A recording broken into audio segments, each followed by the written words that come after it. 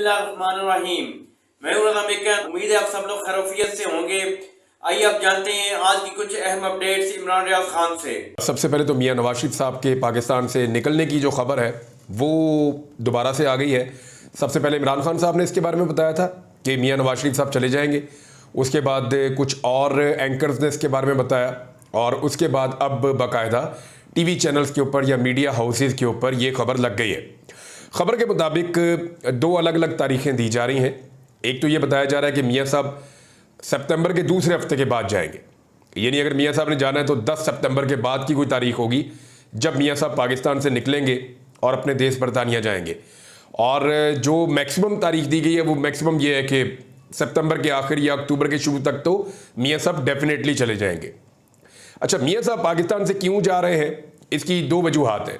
एक वो वजह है जो मियां साहब की फैमिली या मियां साहब के ज़राए बताते हैं। दूसरी वो वजह है जो एक्चुअली समझ आने वाली वजह है, जो लॉजिक बताती है, जो दलील के साथ आपको समझ आ जाएगी।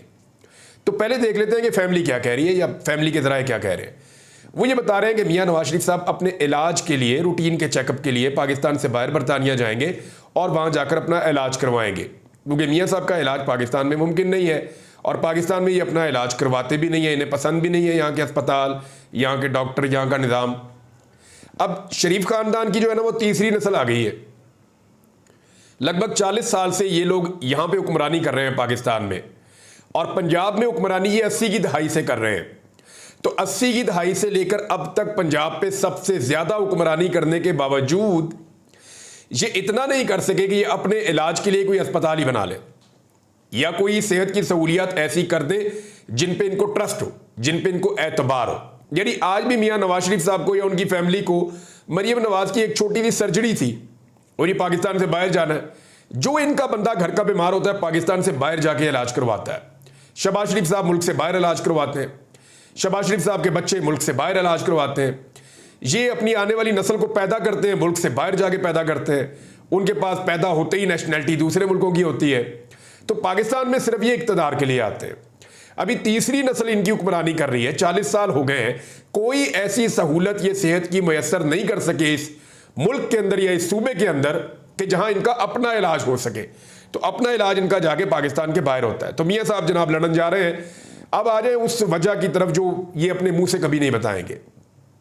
देखिए, मियां नवाज शरीफ साहब पाकिस्तान नहीं आए, आर्मी चीफ तब्दील हो गए फिर भी नहीं आए, इमरान खान साहब चले गए फिर भी नहीं आए, भाई वज़ीर आज़म बन गया फिर भी नहीं आए, भतीजा वज़ीर आला बन गया फिर भी नहीं आए, इमरान खान की सारी हुकूमतें ख़त्म हो गई फिर भी नहीं आए, इमरान खान जेल चला गया फिर भी नहीं आए। मियां साहब पाकिस्तान आए थे जब काजी फ़ायद ईसा साहब चीफ जस्टिस ऑफ पाकिस्तान बने थे। जैसे ही वो चीफ जस्टिस ऑफ पाकिस्तान बने, मियां साहब ने अनाउंसमेंट की और उसके बाद फिर हमने देखा कि फटाफट मियां साहब पाकिस्तान आ गए कुछ दिनों के बाद। तो अब काजी फ़ायद ईसा साहब की एक्सटेंशन के मामला कटाई में पड़ गए हैं और ऐसा दिखाई नहीं देता कि काजी फ़ायद ईसा साहब अब एक्सटेंशन ले पाएंगे। लोग ज़्यादातर अब ये कहना शुरू हो गए हैं कि जस्टिस मंसूर अली शाह पक्की बात हो गई है कि आने वाले चीफ जस्टिस ऑफ पाकिस्तान बन जाएंगे। और इस बारे में जो लॉयर्स हैं या जो कोर्ट रिपोर्टर्स हैं उनका ये कहना है कि अब बहुत मुश्किल है कि काजी फ़ायद ईसा साहब को चीफ जस्टिस ऑफ पाकिस्तान रखा जा सके। ये बहुत बड़ी कंट्रोवर्सी हो जाएगी। अदलिया के अंदर एक तहरीक शुरू हो जाएगी, वकला बड़े खाइफ हो जाएंगे और वकला तहरीक भी शुरू हो सकती है अगर ऐसी छेड़छाड़ की गई तो।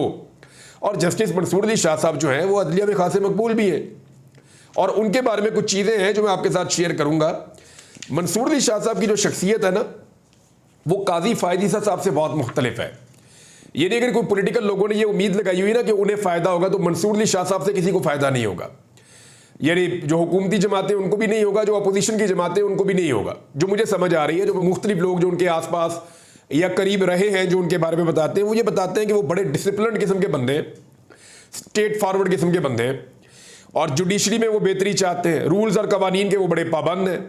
कोई सियासी वाबस्तगी नहीं है, वो किसी की यानी मुखालफत भी किसी की नहीं करेंगे और हमायत भी किसी की एज सच वो नहीं करेंगे। लेकिन वो इदारों के अंदर जो तकसीम पैदा हो गई है और तकसीम पैदा होने की वजह यह है कि जब अदलिया ने महसूस किया कि उनकी स्पेस चली गई है और उनके चीफ जस्टिस कुछ नहीं कर रहे, तो उन्होंने खुद से अपनी स्पेस रीगेन करने के लिए एक माहौल बनाया। उसकी वजह से इदारों के अंदर और अदलिया के अंदर एक तकसीम पैदा हुई है। मेरे ख्याल में उस तकसीम को ख़त्म कर सकते हैं। बहुत सारे लोगों का ये ख्याल है कि जस्टिस मंसूर अली शाह इसके लिए बेहतर किरदार अदा कर सकते हैं। दूसरा, उनका एक और बड़ी इंपॉर्टेंट चीज़ है उनके बारे में कि वो अपने फैसलों पे इंप्लीमेंट करवाना जानते हैं। देखिए, कुछ अर्सा पहले उनकी एक तकरीर आई थी और उसमें उन्होंने 5 मरतबा दबाव देकर कहा था कि फैसले पे तो आपको अमल करना पड़ेगा। सुप्रीम कोर्ट ऑफ पाकिस्तान का जो भी फैसला होगा, अदलिया का जो फैसला होगा, आपके पास दूसरी कोई राय नहीं है, दूसरी कोई ऑप्शन नहीं है, आपको उसके ऊपर अमल दरामद करना पड़ेगा। और अगर आपने नहीं करना तो फिर आप कॉन्स्टिट्यूशन को तब्दील कर दें, आप आइन को ही बदल दें कि सुप्रीम कोर्ट के फैसले नहीं मानने। लेकिन अगर आइन यही मौजूद है तो फिर आपके पास कोई चारा नहीं है, आपको फैसलों के ऊपर अमल दरामद करना पड़ेगा। अब मंसूर अली शाह साहब का रास्ता रोकना मुश्किल है, तो जब उनका रास्ता नहीं रुक रहा तो फिर कादी साहब तो जा रहे हैं।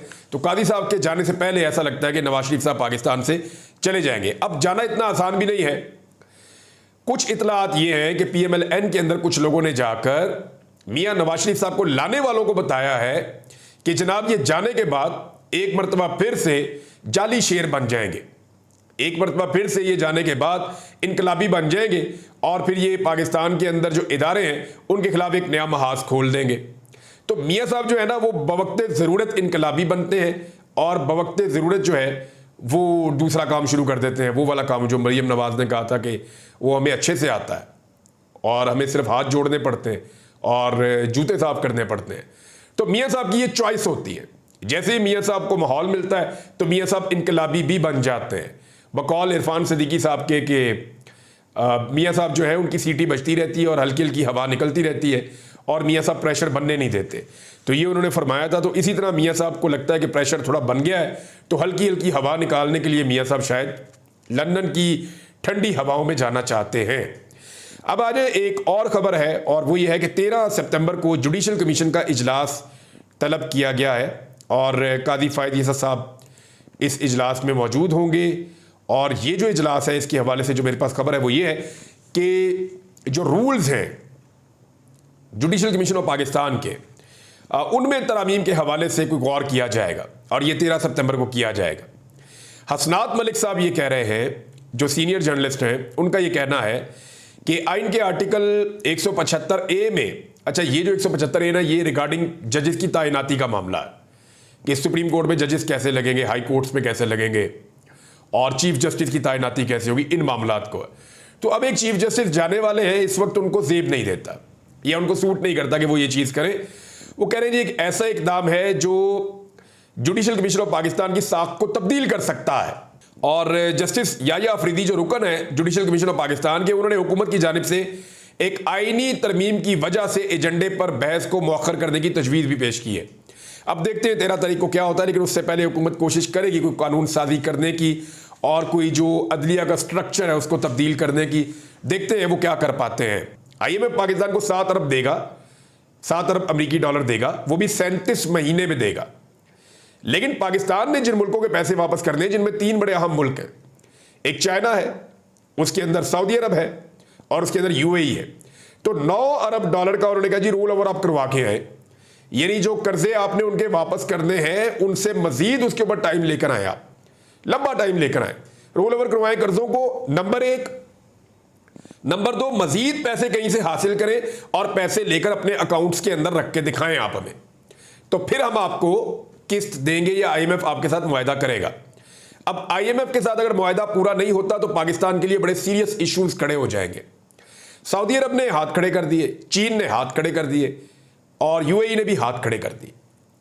सऊदी अरब ने एक ऑफर किया, ठीक है जी रेकोडेक आप हमें दे दें, तो अब हमें घर का सामान देना पड़ेगा, यानी अपना रेकोडेक की जो कानें हैं जहां से सोना निकलता है वो अब हम सऊदी अरब को देंगे, उसके बदले में सऊदी अरब हमें पैसे देगा। अब मुफ्त में पैसे मिलने वाला चक्कर जो है वो उन्होंने खत्म कर दिया।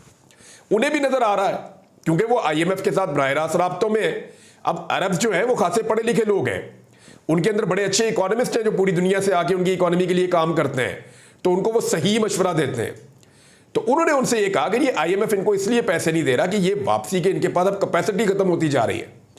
तो सऊदी अरब ने बजाय इसके कि पाकिस्तान को दोबारा से उधार दे या पैसा पाकिस्तान में डाले, तो उन्होंने कहा कि ठीक है हम आपको कुछ पैसा भी दे देंगे, कुछ तेल भी उधार दे देंगे और ये जो आपका कर्जा जो आपने हमें देना है इसको भी रोल ओवर कर देंगे और कुछ इसमें एडजस्ट कर देंगे, आप हमें अपनी सोने की कानें दे दें जो रेकोडेक वाली है। तो उनकी एक परसेंटेज वो पाकिस्तान से मांग रहे हैं। अगर ये मुआहदा नहीं होता पाकिस्तान को मजबूरन करना पड़ेगा, घर के बर्तन बेचने पड़ेंगे, घर का सामान बेचना पड़ेगा, इसलिए कि हालात बहुत पतले हो गए हैं, हालात बहुत बुरे हो गए हैं। और इस सारी सूरत हाल में जब हुकूमत की तवज्जो यहाँ पे होनी चाहिए, हुकूमत की तवज्जो कहाँ पे है? हुकूमत की तवज्जो है इमरान खान साहब पे मजीद सख्ती करनी है। कुछ मीडिया रिपोर्ट्स के मुताबिक और कुछ पाकिस्तान तहरीक इंसाफ के सोर्सेज के मुताबिक इमरान खान साहब को जेल में तंग करने का एक नया सिलसिला शुरू हो गया है। और उसमें बताया यह जा रहा है कि एक तो इमरान खान साहब के सेल में जानबूझ के ऐसी हरकतें की जा रही हैं कि जो गटर वहां पे मौजूद है उसको जानबूझ के ब्लॉक किया गया, फिर उस तरह से ढक्कन हटाया गया ताकि जो स्मेल है वो इमरान खान साहब के जहां पे वो सेल के अंदर मौजूद है वहां पे फैले। दूसरा, इमरान खान साहब को जो पानी की सहूलत है उसके अंदर भी प्रॉब्लम है। जो पानी नहाने के लिए दिया जाता है उसके अंदर रेत होती है, और जो पानी इस्तेमाल के लिए दिया जाता है वो भी अब पानी इस तरह दिया जा रहा है कि उसकी क्वांटिटी कम है। और तीसरा, जो लोग भी पहले इमरान खान साहब के आसपास सिक्योरिटी पे होते थे, नॉर्मली मैं भी जेल में रहा हूं, बहुत सारे और लोग भी रहते हैं, तो आपको मौका मिलता है, कोई मुशक्कती होता है या कोई और होता है या सामने आपके कोई ना कोई मुलाजम पुलिस वाला सिक्योरिटी कर रहा होता है, तो आप बातचीत करते रहते हैं। इससे इंसान को तन्हाई का एहसास नहीं होता। आदमी हर थोड़ी देर के बाद एक आधा जुमला बोल देता है, वो जवाब दे देता है। आदमी एक आधा जुमला और बोल देता है, वो जवाब दे देता है। मिसाल के तौर पे, यार मौसम आज अच्छा है, बारिश होगी शायद, तो वो बंदा कोई जवाब दे देगा। कोई भी ऐसी चीज, तो इंसान को तन्हाई का एहसास नहीं होता।